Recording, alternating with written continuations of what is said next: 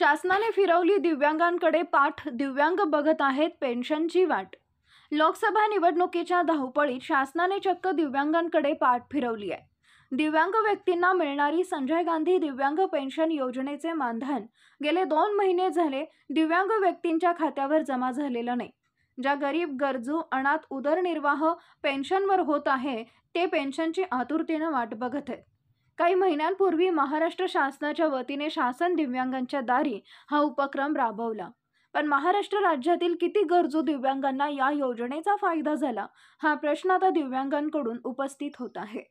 आमदार व खासदार यांच्या पेन्शनमध्ये नेहमीच भरघोस वाढ होत आहे, पण दिव्यांगांना महिना 1500 रुपये मिळणारी पेन्शन वेळेवर मिळत नाही।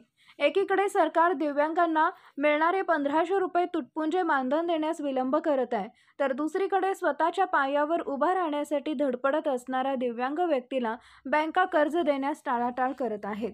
या दोन्हींच्या कात्रीत सापडलेल्या दिव्यांगाला मात्र इकडे आड आणि तिकडे विहीर अशी परिस्थिती निर्माण झाली आहे।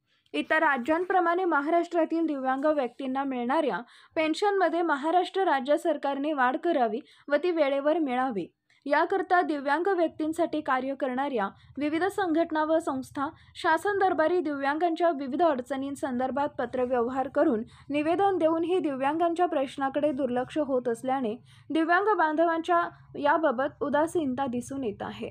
Power Marathi news network Sangli, एकच नजर चौफेर खबर। Power Marathi news.